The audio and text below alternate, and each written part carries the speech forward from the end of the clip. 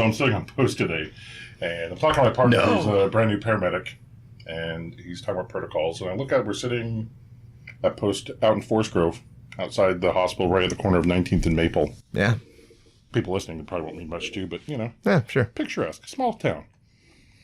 Across the street is an assisted living facility. I look over. Is that an old man peeing in the bushes over there? That's a good way to start any story. Keep going, Mark. So, sure enough, this guy's peeing in the bushes outside of the door. He turns around, he can't get back in the door because it's a stairway exit, like an emergency exit, so it's locked. Nice. So I'm sitting there thinking, Who hasn't made that mistake? should I go over and intervene? Should I, maybe give this a minute? Maybe he's just a little confused, and No, we ended up having to go to intervene after he started peeing in the bushes a second time. And apparently he's a dementia patient at the facility, and they've been searching the entire building for him. Nice. And as we came walking up to the front door, they came out, "Where have you been?" And I'm like, "Oh, he's around back peeing in the bushes." Yeah. Oh, dude, way to narc. God. Some guy's You just won't out there remember. trying to pee in the bushes, and Mark's got to ruin his fun. Well, I went over to help. I have a fun little story from my day because I also worked. And scientific fact: if you leave one ER because you're tired of waiting, and you walk down a block and call 911, I will take you to a different ER, but I will tell them that you walked out. Yeah, absolutely. And they will put you back in their waiting room. Oh, yeah. No. You are not going to gain anything Yeah, by having to that take you to a different hospital. That is fact. It's Don't like do that. Patients who tell you that they left the ER because they wouldn't give them pain meds, so they want to go to a different ER. Yeah. I can pretty much guarantee that ER is not going to give you pain meds either. Yeah. If I have anything to do with this, you will not get success. There should be some kind of scientific study done on this. Like, how many ways can we put you in the waiting room? Right. So we have a STEMI alert, and Yeah. we have sepsis alert, Oh, and we have stroke alert. I want the triage alert. Yeah. Mark's been pushing for this for a while. He's been campaigning in other episodes. I've actually used it a couple times. If I know who's on the other end of the radio, I'll actually use a triage alert. Well, I've actually said patient is triage appropriate. Oh, yeah. Yeah, Yeah. it's a pretty common line. Yeah. That's And standard. then I just want to have a stroke on scene when I hear another medical professional tell somebody, well, if you go by ambulance, you'll get in faster. Yeah. I'm the first person to be like, actually, I cannot guarantee that. Right. That's not my call to make. Yeah. It kind of is my call to make, Right. especially when I say they're triage appropriate. Exactly. And my favorite part, though, is when you get to the ER and they totally could see the person back there, Right. but they put them out in triage Right. anyway. It's staffing issues or whatever, but It does satisfy my sense of justice in the world. You know, like this person, we walked in, I gave the radio report even though I was driving because I was just so excited that I'm taking this guy from like one ER to another one, like because he just, and I quote what he said to them. I told them, "Fuck all y'all, I'm not waiting," and then he left. And so I was like, "Oh man, I want to give report." So I'm guessing he got immediate service at the next ER. Yeah, so I was like, yeah, he left, and then they didn't hear my radio report, so I was like, I was kind of nervous. I was like, oh no, they're gonna put him in a room. And then we got there, and they put on this very sad face, and they're like, yeah, I'm sorry, you're gonna go out to the waiting room for the moment. We'll try and get you back. And then they asked, does he have an IV line? And I went, no. And they went, good. well, that way when he walks out of this ER, they don't have to worry about him walking out with an IV line in. Yeah. Yeah, that's good. So this is medical stuff. My name is Mark. You'll do what for me? Take my money. That's Chris. I'll take 5, thank you. Finkston over there, and this is Spencer Naysayer Oliver joining us this evening. There always has to be one. Yeah, well, earlier we were talking, so whenever there's that 4 out of 5 dentists approve, Spencer's the one dentist. Mm-hmm. I That's him. disagree. 9 out of 10 doctors. 9 out of 10 doctors agree with this? Actually, sir, 2 out of the 3 people Yeah, in we this room. established 2 out of 3. That's Yeah. So It's a 66%. tonight we're going to be talking about medical myths and mysteries. Yeah. Hey, Spence, why don't you introduce yourself? Hello, I'm Spencer. And what do you do for a living? Oh, what don't I do for a living at this point? I work everywhere. I work for 2 ambulance companies and then a flight company.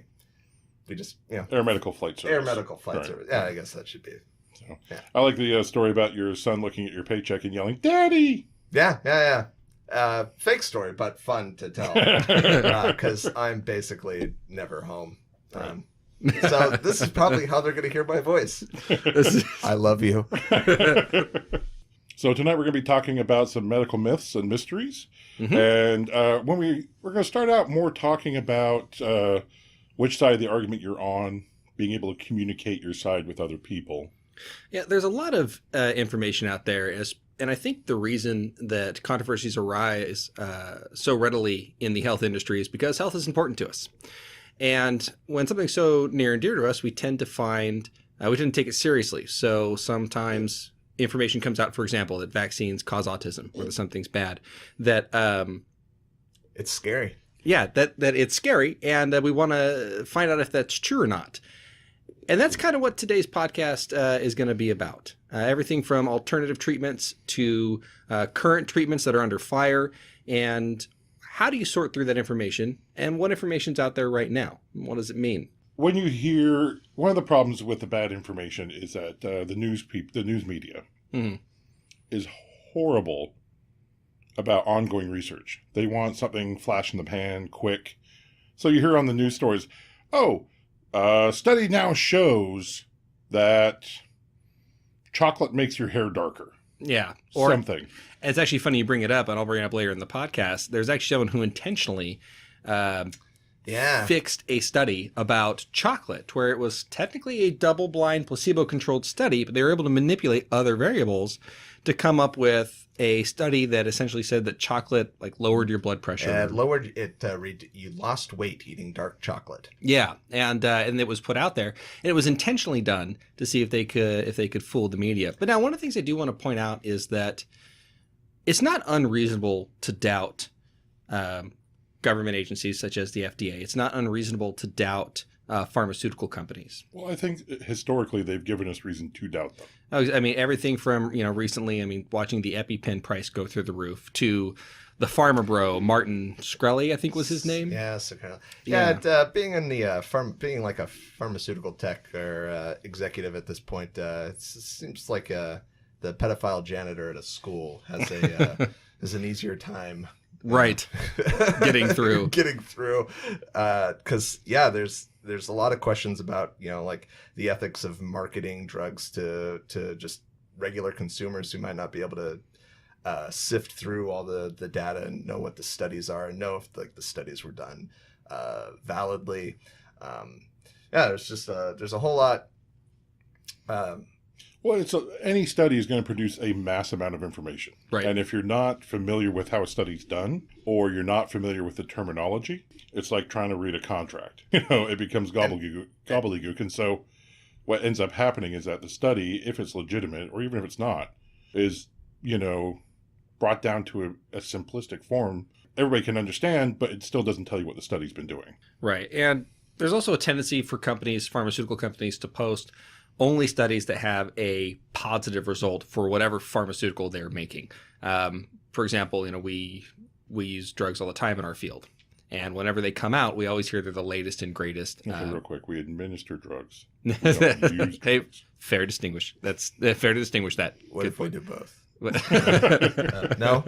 Just me? All right. Okay. Yeah. All right. Sure, just you. Just you. Yeah. We use these all the time, and whenever they come out, it's the latest and greatest drug. When I was going through paramedic school, amiodarone first. Right. Amiodarone is the medication that we give when someone has no heart rate and they're not breathing, no pulse and they're not breathing, and they have a specific rhythm that we see on the monitor. We'll administer amiodarone. Before that, lidocaine was the one that we would administer intravenously. I got to tell you, I'm a lidocaine guy. Yeah, and that's what you were raised up with as a paramedic. That was the hip kid when you were in school. And if you, worked at the company that made lidocaine, weirdly enough, all your data showed that lidocaine's the more superior drug. Right. And if you worked at the company that made amiodarone, well, the same thing. So yeah, and I'll probably touch on this later too, but it wasn't until recently that they did a double-blind study that essentially boiled it down to neither one of them is any better than each other. Yeah. So there's some other caveats from that study as well. So yeah, so there's reason to doubt the industry. There's reason to doubt. You'll hear things all the time like, oh, the FDA is in the government's pocket, or the government is in the corporation's pockets, and all that stuff. Well, part of the problem is a lot of times your government agencies are going to be staffed by experts. Experts from the pharmaceutical industry. Right. Who have worked or will end up working for the pharmaceutical company. Yeah, or they have buddies there. Yeah. That kind of stuff. And it's the same in different sections of the government. I mean, the financial section, everything like that. And these links alone, whether there's reason to worry about these ties to begin with, these links alone tend to cause a lot of public distrust.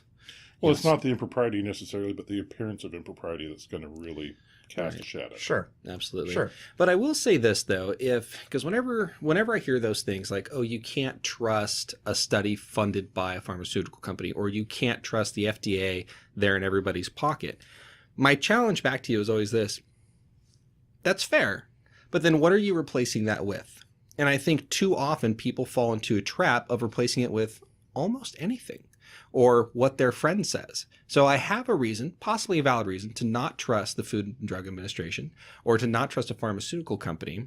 Unfortunately, that has made me or someone susceptible to someone coming to my door and knocking on and saying, well, hey, I'm selling this, special magical cure to all my friends. You should buy some too. This will cure your insert ailment here. Right. And that's kind of where we start getting into trouble. So that's what I would ask, is that it's absolutely acceptable to be skeptical about these other agencies. You need to apply that skepticism really more universally.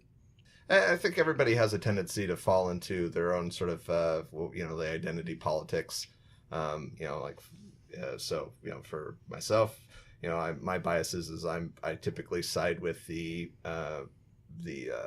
pharmaceutical companies or the science that goes into making medicine, because the experts that I trust, that I hear talk, that explain the studies, that explain the limitations and all of that, those are people that I respect, and it makes sense to me. And I'll be very quick to diminish claims from the other side, or people who attack that, or dismiss that with their conspiratorial kind of statements. But on the same hand, if someone tries to tell me that this essential oil, or this whatever it is, alternative chiropractic care, I'm quick to dismiss that as BS, and sometimes unfairly so. Yeah. Now, Spencer, you had actually some really good information here, though, that maybe this might be doubling back just a little bit. Sure. But so you'd put in the show prep, you talked about different things that pharmaceutical companies have done that I would say are less than above board. Yeah. You have surrogate outcomes listed, exclusions. Can you explain those? Yeah. So some of the things that I mentioned, limitations, are when drug companies make medications. They look for things that will represent their end goal, and sometimes those things don't actually represent the end goal that they want. So, for instance, people who are diabetic, they typically end up having problems with their kidneys. They have problems with neuropathy, heart problems, and so companies will say well, we can't. It would just take too long. There'd be too much work. There's too many variables in measuring for correcting those things. But blood sugar, probably, if we focus on blood sugar, the thing that makes diabetes bad. Yeah, that thing. And that'll probably fix the other stuff down the road. It turns out that that's not necessarily the case. But that's where they make their goal. That's where they put the flag post, is where we should, the goal post is, where we should put the ball. Other things is that they often exclude really sick patients, or patients with complex medical histories, from research in late clinical trials on medications, meaning that there's they might say this cancer drug or this asthma treatment has been shown to be wonderful in our late clinical trials. It's really reduced these symptoms, and then the real life application doesn't have that same effect, even though it's being sold for hundreds of thousands of dollars for doctors to prescribe. There's a long list of things that that they have tried to correct over the years that the government has kind of intervened on and said like, hey, you can't do this anymore. For instance, for a while, women were not included because at one point when women were included, there were birth defects. So the government had initially gone like, well, okay, no more women. Yeah. And that was thalidomide, wasn't it? Yes. Yeah. I don't know if the thalidomide came from outside the United States and it was brought here, and it was brought as an anti-nausea drug. And then it was an anti-nausea drug specifically for women who are pregnant. Yeah. And then horrific birth defects. This was actually one of the props for the FDA was that the FDA stopped this. That somebody came and was like, this is bad. Right. But there was some other drug that was made, and I can't remember the name of it, unfortunately, but it also caused birth defects. And they went like, okay, women can't be in studies. Well, that's problematic because women are not fundamentally, but distinctly different than males. Yeah, it's true. And so, here comes Ambien. We need to tread softly here because we haven't had the talk with Chris yet about the difference between men and women. So they're different? 2 kids later, and he's still confused. Yeah, that's fair. Two kids makes you sleep deprived. You can't learn anything.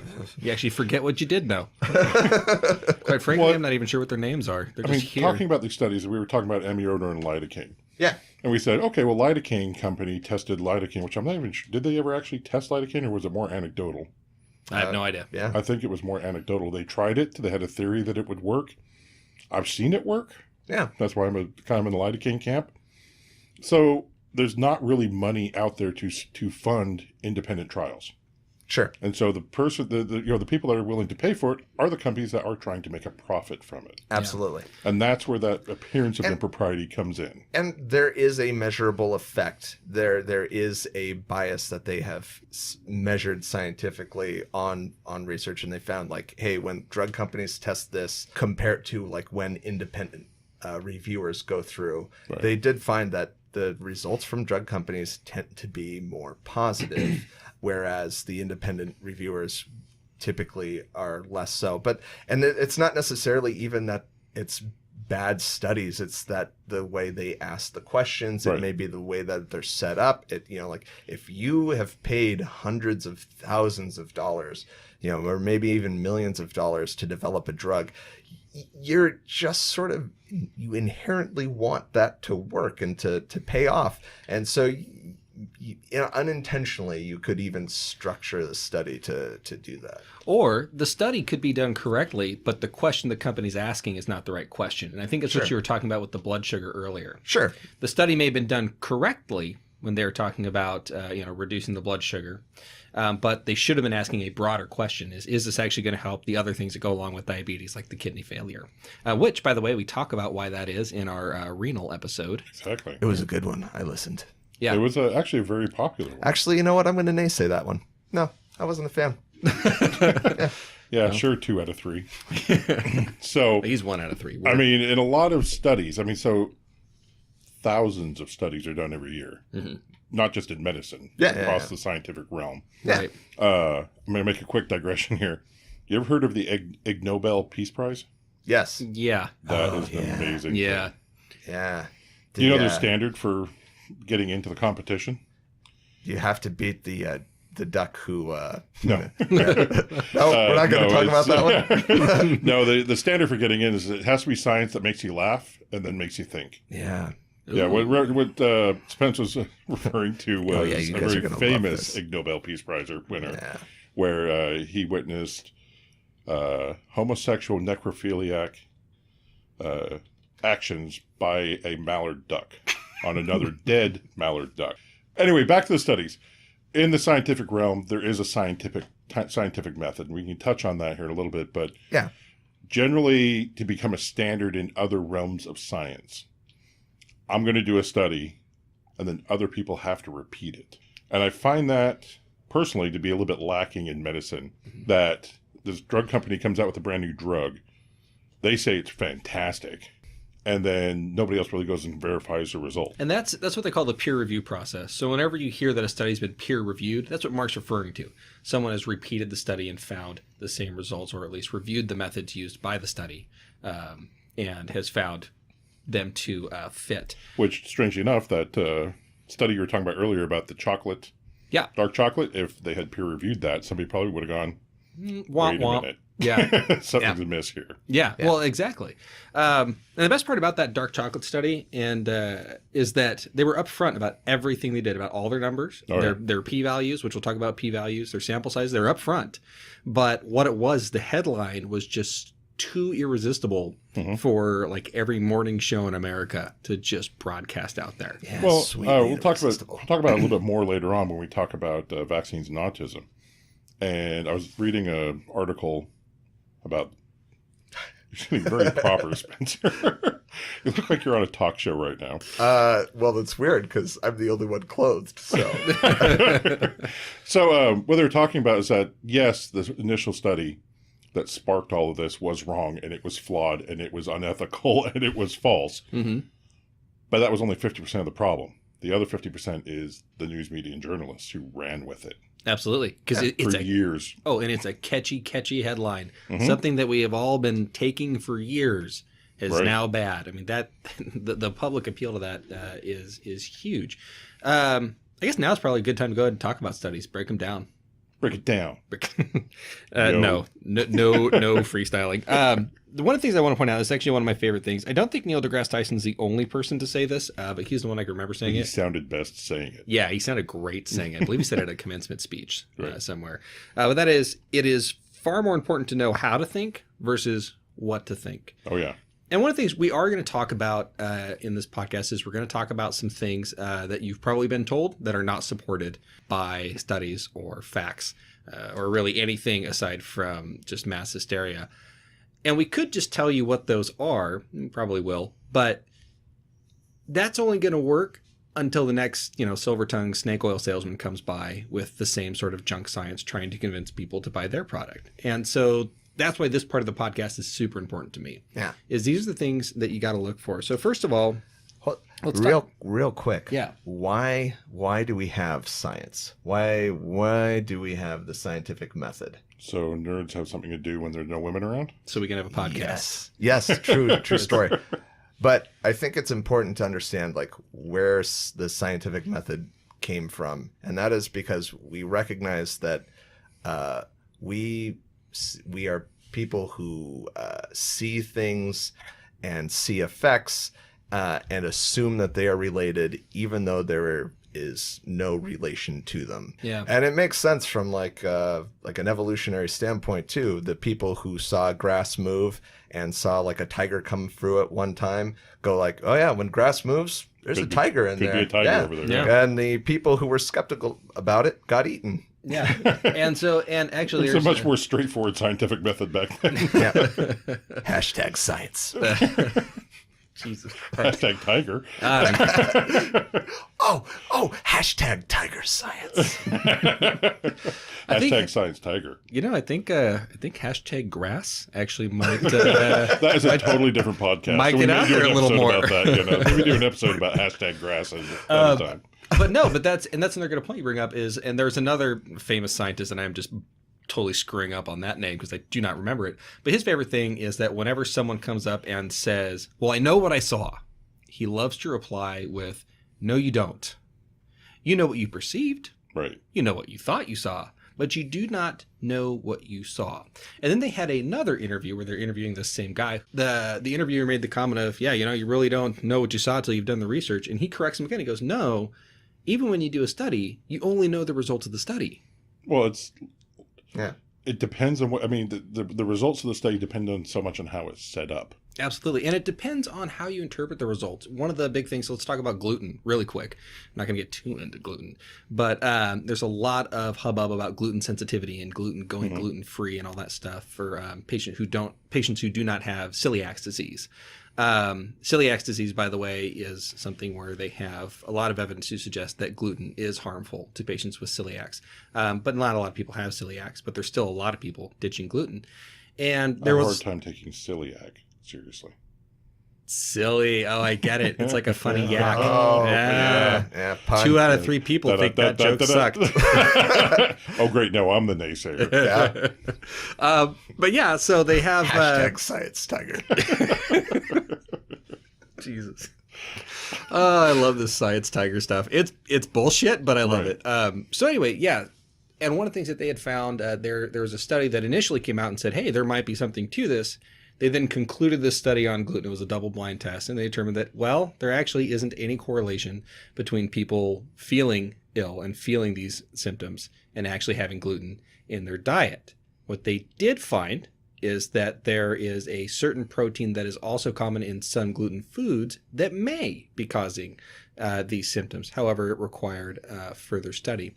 And the reason that I bring up that example is that, again, all you know is the results of a study. All you know is the results. So those results don't necessarily say there's nothing to the gluten thing. It just says it might not be gluten. It might be another protein that's common in gluten foods, but not all gluten foods. Right. And that study hasn't been completed yet. So the answer is still, we don't know. Right.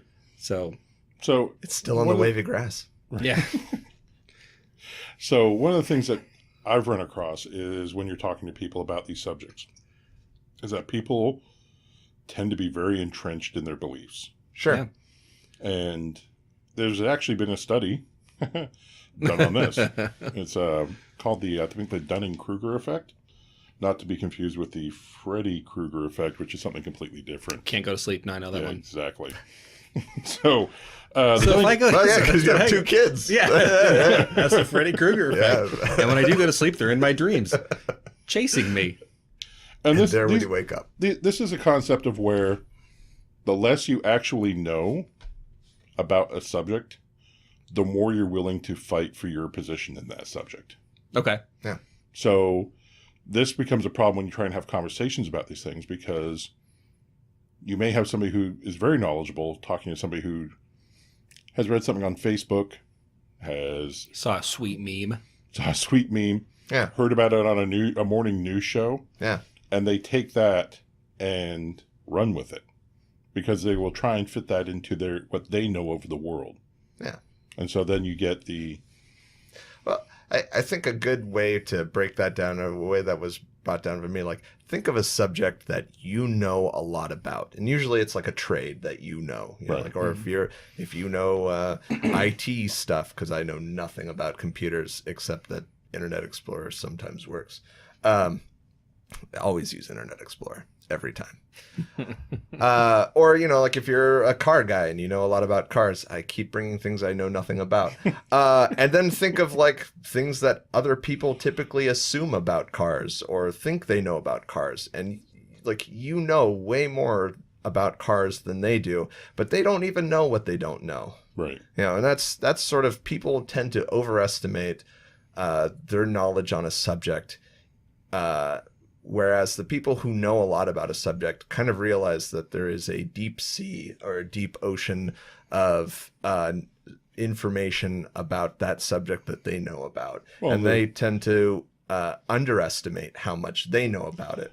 The phrase, the more I learn, the less I know. Yeah, exactly. I would say as a paramedic, you come out of paramedic school with all this knowledge in your head. And it takes you probably a good year being a paramedic to realize how little you know about medicine. Yeah. I was going to come up with a joke, but it's just too true. It's just not funny because it's sad. That's sad. Well, we were talking about back to the Neil deGrasse Tyson quote. Right. Knowing how to think. Yeah. Yeah. So I think this is where, and this is why I was going to tie it into the Dunning-Kruger effect, is that if you don't properly learn or actively take effort into learning how to think, then you're going to be at the mercy of people who are going to give you misinformation. One of the things I've tried to teach my daughter is, if something sounds weird, you should probably question it. Oh, yeah. Because she would come and tell me things that other people had told her, and I'm like, this doesn't sound right. Let's Google that, because, or let's research that. Yeah. And try and find out the truth and see if this is actually a statement that holds water. Is this random Facebook company really giving away $15,000 if I like this post? Better like it. I better like it. Which is just an updated version of the email. Bill Gates is giving away $5 for everybody who forwards this email. Right, exactly. So that kind of brings us to, I mean, we've said it plenty of times in this podcast already, is I read a study. I heard a study. Mm-hmm. You're going to hear that all throughout your life, especially when you're talking about these controversial topics. And one of the things to understand, though, is the term study means objectively. It literally means to investigate. That's it. Is that the Merriam-Webster definition? It is, actually. It's, but yeah. Who is this Jack Diddley and what did he do to deserve this? Oh, old Jack Diddley. But anyway, yeah, it doesn't really mean anything. It's a broad, loosely defined term. That sounds very official. Yes, absolutely. And then a lot of times people like to pull studies off of, a website here. It's called PubMed. PubMed is a good resource. It is essentially a search engine that helps you find published papers in the biomedical field. However, PubMed, they have documentation standards. That's it. There's no. They're not endorsing the studies that they put up there, other than they're written properly. And they don't have any say over the quality of the study. Whether any position. All it has to be is published by select medical journals. They want it on 8x11 paper. Yeah. Double spaced. Well, an Arial font at 11. Oh, Arial font. Damn it. Right, but I mean, Times New Roman. #science. So there are some hallmarks to a well-done study, and these are kind of things I'd say when we start talking about how to think. These are things you should look for in a study. I do want to talk a little bit about the scientific method, although the scientific method isn't usually laid out in the study. By reading a study, you can see if they've followed it. So first off, the scientific method, I mean, I'm just kind of reading off of a flowchart here that was nice and color-coded and easy for someone like me to read. Mm-hmm. Even has animals. Small. Whoa. Tigers. Yeah. Science tigers. So the first thing is you ask a question. So why? God damn it, Mark. Okay, so I get that a lot, actually. We ask a question. For example, does gluten cause stomach aches? Yes. Next thing is you do some background research. Okay, that's an important step. And I have a stomach ache. There. But you do some background research. You try and look at, are there been previous studies that have been done? And is there any evidence that's already out there that can help guide a hypothesis? What a hypothesis is that's hypotheses. Yeah. Well, that'd be multiple. Just talking about. Or is that hypothesi? Yeah. A hypothesis is essentially a statement. So, for example, I'm going to make the hypothesis that gluten does not cause tummy aches. That's my hypothesis. It also needs to be testable. Oh, good point. It does need to be a testable hypothesis as well. Can you give an example of an untestable hypothesis? Does gluten make my tummy hurt? Did God make this? There you go. That's untestable. Yep. Yeah. So good. God made everything. Well, there we go. This is actually check and mate. This is actually a Godcast. Hashtag Science Tiger God. How about hashtag God Science Tiger? There you go. There we go. Anyway, then you have to test it with an experiment. And that can be, we'll talk about what those experiments can be, what double blind means, what sample sizes are, those kind of things.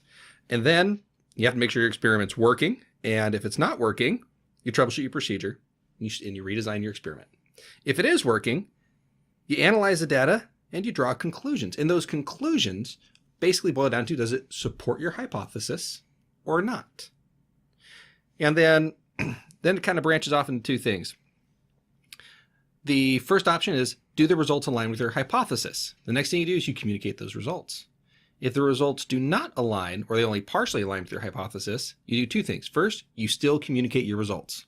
A negative finding is just as valuable sometimes as a positive finding. But the next thing you do... A negative finding is not a failure. It just shows that this doesn't work. Yeah, absolutely. And then what you do is you take your experimental data, and that becomes your background research, and you start all the way back over, construct a hypothesis again. Right. So, yeah, and that is the scientific method. So let's talk a little bit about studies and experiments themselves as a big key component in the scientific method. So first of all, we're going to talk about sample size. So a sample size, let's go ahead and go with our tummy ache gluten hypothesis. That's how many people am I going to test? That is my sample size. And sample size is important. It needs to be an appropriate sample size. Now, there's some conventional wisdom that says the more people, the better. Well, that's not always true for every experiment. if you have too many people, it may not be relevant to certain populations. For example, if you did a study where you determined the average life expectancy for all human beings in the entire planet, well, that's going to lose relevance to human beings in specific areas. And so your study is going to lose meaning. There's not a lot of reason to do it, and it becomes useless. However, if a sample size is too small, then your study may not be significant because your sample size doesn't truly represent the population. Easy example. Okay, in this room we have 3 people. We are a very small sample size of the population of the state of Oregon. Raise your hand if you're male. Raise your hand if Mark. What? Okay. Fine. I'm a dude. Ergo, this is a small sample size, but if I were to use this study as just plain old fact, I'd say, okay, 100% of the population in Oregon is male because the 3 people I tested were male. Well, that's obviously not true. The sample size is too small and is not representative of the population we're in. So that's why sample size is important. And one of the ways that people try and manipulate studies is by reducing the sample size. Or skewing the sample size in a way that Yeah. will give them the result they want. Excluding certain populations. Right. Or including specifically a certain population. Right. Yes, absolutely. In that sample size example, we excluded all the females in the state of Oregon. Absolutely we did. Yeah, So- it was too small of a sample size and too I focused. think it's a little weird that there's 3 guys here and no women, but, hey, I've met us, so I guess it's really not that big of a question mark in my head. I've also met women, and this actually makes sense. So the next thing is placebo-controlled. A placebo-controlled study, that is an earmark of a good study. It doesn't mean that the study is necessarily good, but good studies typically have a placebo control. What does that mean? Well, first of all, a control group. So let's say, we have 100 people in our gluten tummy aches study. The control group are people who are not given gluten. They have been given absolutely nothing. What they have been given, however, is a placebo. And a placebo is essentially an inert substance. So they've been given food that is without gluten. Well, as a study, back to the amiodarone lidocaine study, Right. a certain, basically an equal number of people that received the amiodarone or the lidocaine also got a placebo. It was saline. Right. That's all that was it. That's all that was in there. And the reason being is that this helps determine because if all we did was give everyone gluten food in our gluten experiment, that food that had gluten, and said, all right, how do you feel? It would be impossible to tell if that was indeed the gluten in the food itself or not at all, because we'd have nothing to compare it to. Well, if you had 100 people and you gave them all gluten and 44 of them got tummy aches, Yeah. by that number subset, you could say, well, 44% of people who eat gluten get tummy aches. But you don't know if you did the same sample size and you split it up 50-50 of people who received actual gluten and people who didn't. And, 44% of the people who ate gluten got tummy aches, but so did 44% of the people who didn't eat gluten. Well, then that tells you it's not the gluten. Right. Or that it might not be the gluten. Might not be the gluten. Right. Correct. No, it's not. So, my studies. So the next part is bias blocking or bias reduction. So bias, everyone has bias. And that's basically where you have a preconceived notion about anything, whether that's people or whether it's a particular treatment. And what you want to do is you want to block people's ability to impose their biases on the study. So back to our gluten scenario again. So what we're going to do is we're not going to tell the participants whether they have a placebo or whether they have food with gluten in there. Well, it would ruin the placebo effect. Absolutely. It would absolutely ruin it. And so you don't tell them what they had. That would be called the blind study. Second part, and better, would be a double blind study. That is where both the person administering the experiment and the people who are eating our gluten or placebo food, neither of us know whether or not they have it until after the experiment. Well, the amiodarone lidocaine study.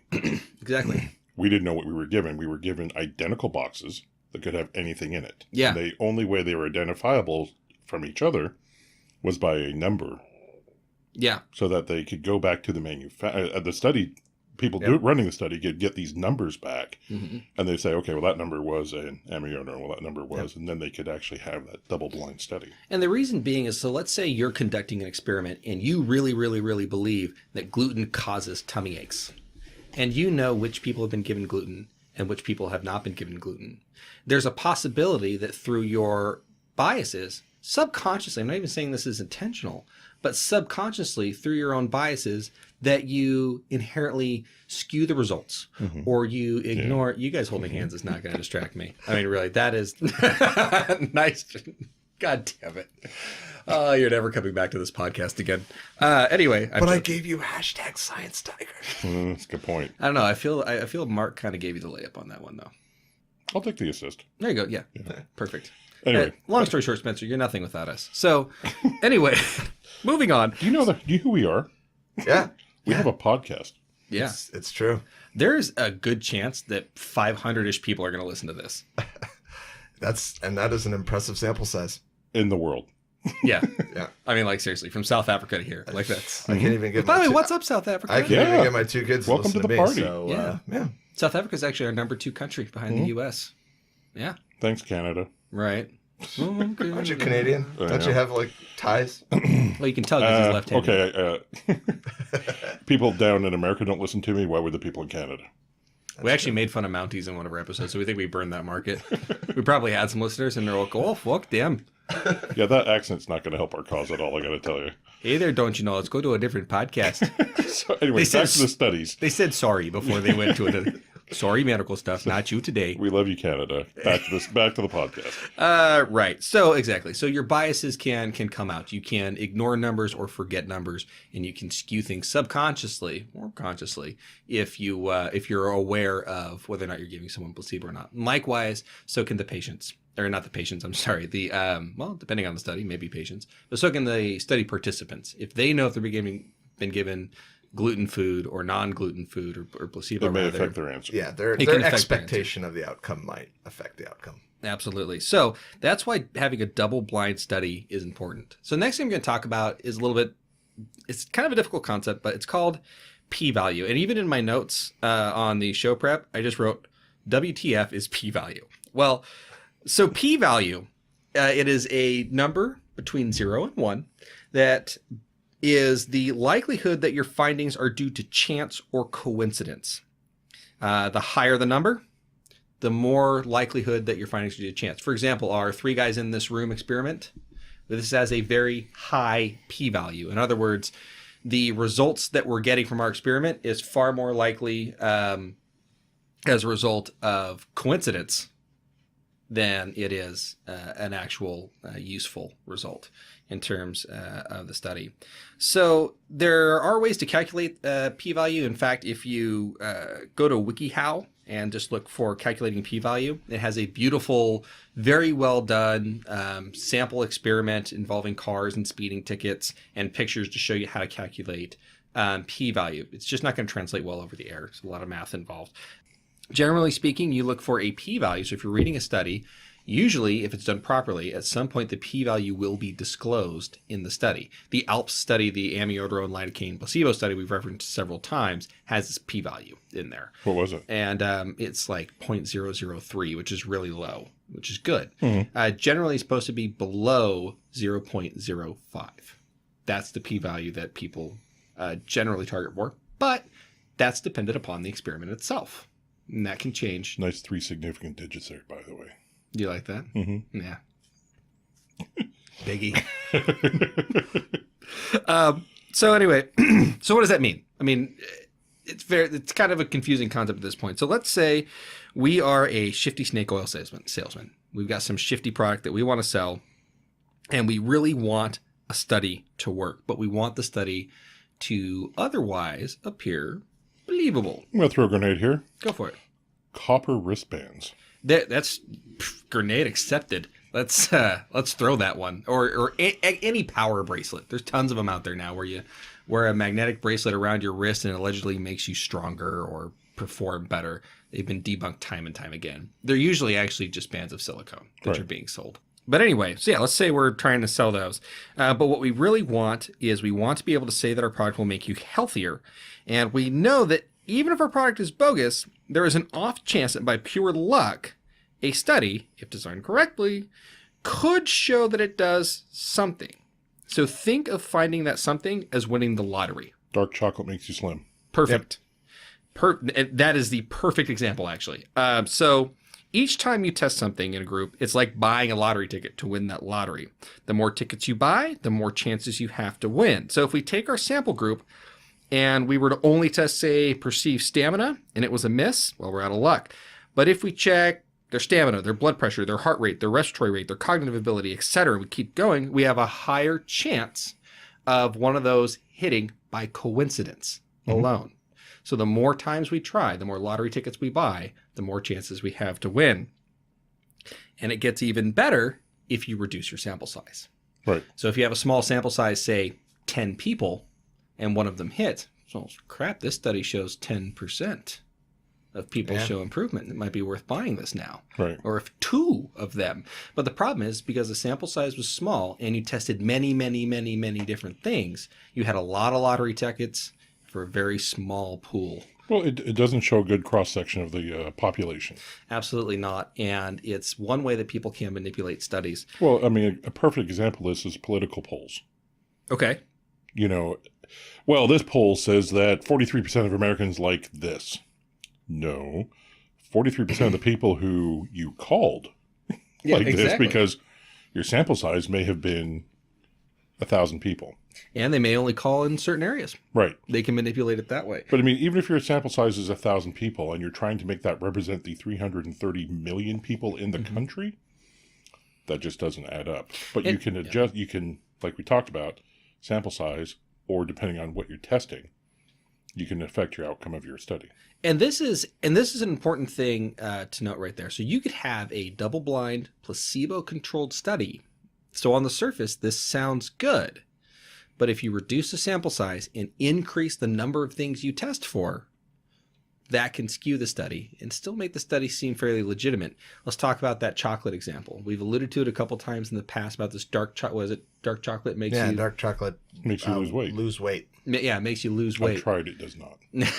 Well, it's and what that was is there was a guy who wanted to make a point, and I believe it was a journalist who wanted to make a point, and they designed a study. They got some physicians on board or at least a physician on board to conduct this study, and it was a double-blind study. But what they did, I believe, they had a sample size of like 15 people. Yeah, it was really small, and they did the buckshot approach to looking for results. So just, like by chance, weight loss was one of the things where enough people had ended up losing weight just on chance. Just out of curiosity, you may not know the answer to this. So was it that they were looking for a particular thing, or they threw the study and then went in and tried and found what after was that? Yeah, they went in after the fact and then looked at the results and then said, hey, correlation versus causation. Exactly. They looked for anything is what they did. They measured a ton of stuff and they looked for anything that would fit the bill. And then they published the study in a pay-for-play publishing journal. Which, so pay-for-play is where you actually pay money to the publisher to put your article in there versus like a journal of medicine. Exactly. Where they're actually going to review that article before they publish it. And that's another thing that sort of, I know this goes back to sort of faults with studies, but if it's not in a well-reputable, peer-reviewed journal, where should be a red flag. Yeah, then there are plenty of journals that will publish your stuff and do sort of false peer reviews for it. Well, not even just journal reviews or peer-reviewed publications. If you're on the internet and you're doing your own research, verify the website you're looking at, because anybody can it takes you $15 to put up a website. Yeah. And you can make it say anything you want. It costs you nothing to make a Facebook meme go viral. Right. All it has to do is keep getting shared. Yeah, but yet I haven't been able to do it. Well. Until now. Hashtag. Science Tiger. Or was it? Yeah. No, that was Tiger Science Tiger. Science Tiger? Yeah. You said Tiger Science. I said Science Tiger. Yeah. Hashtag grass. That's a different podcast. And just such an enjoyable one. So, there's also verifying your sources, basically. Now, I will say I do want to kind of call out a company and at the same time say, but good on you. So there's a pomegranate juice company, and they have a hilarious commercial about a guy who has a dolphin stuck through him. just look up dolphin and pomegranate juice. Mhm. You'll find them. They're very funny, but they make some claims in the commercial that sounded a little interesting. It's basically like, oh, if you drink pomegranate juice, you'll be stronger, smarter, better memory, all these things. But I will say they put the small print on there, and the small print was actually readable. It was legible small print, and it was very honest. It said these results were found by studying 17 athletic males. And then the next thing it says is, while this is promising, further research needs to be done before this is reliable. And they put that in the small print. Now, given they still made the claim, they're still trying to get you to believe that it has this effect that is not proven at all. Right. But I do commend them for at least putting in readable small print for long enough to actually read it. This is why we're saying this. Right. This is what drives our ability to say this. So, meh, but clap. I mean, I'd say they made the false claim when they said it was enjoyable. Pomegranate juice is ugh. So anyway, Chris, you were talking? That was kind of about as far as I want to take it. Those are the things that you should look for in, I almost said in a podcast, but those are the things that you should look for in a study. Look at the sample size. Look at the p-value. Make sure that it is double blind with placebo controls. And those are the things that can help you determine if a study's worth your time. And I think equally importantly is look and see what other studies were done on this. And I know you brought that up earlier, but that's really important because we don't know all the variables. We can't control for all the variables that might affect the outcome of a study. And so there are some studies that are just well done, but for whatever reason, they are outliers. And so what you really want to look for, like the height of scientific knowledge, is data that is supported through hundreds and thousands of studies or hundreds and thousands of... We talked about it earlier about how in a lot of other areas of science, until it's reproducible by multiple different groups that are completely separate from the original group, exactly, it's not a verifiable fact. Yeah, absolutely. Exactly. No, it's good. It's good stuff. So one of the other things I would also encourage. Well, never mind. It's something we'll talk about later. All right. Wow, good talk. Anyway, nailed it. Smooth segue there. All right, sir. Podcast done. Join us again next week. So this is actually going to be a 2-part podcast. It is. It's a 2-part episode. So we have more to talk about this. Yeah. But I guess I won't be here for that. No. It's through the magic of science. Come on, magic of science. Nobody's going to call me on that one. Okay. I call upon the science tiger. Spencer will be here for the second half. He has no choice. So I think we're going to break here for this first part. Okay. And we will see you all, or hear you all, or you hear us anyway, next week. God, I hope we don't have to start hearing people. That means we're doing stuff live. I don't know if I'm ready for that. No. I don't know if I'm ready for that. Barely keep it together when it's just you and I sitting in a room. So, you know. Yeah, well, it's kind of funny because Mark and I kind of got a groove down, and then this third person bit. What's his name? I don't know. But it's been hard. It's because I'm wearing pants, and you guys insist on doing this without. Well, and it's weird. We like a natural podcast, okay? We want a natural podcast. So you can email us at medsidestuff@yahoo.com. It's medsidestuff@yahoo.com. You can also check us out on Google Play and iTunes. We're on Stitcher and YouTube. Oh, yeah? And Spotify. Once again, please pick us up. I sent you the application. So until next week, toast. You didn't toast. Bagel. Oh, this is why you're not going to be get the fuck out.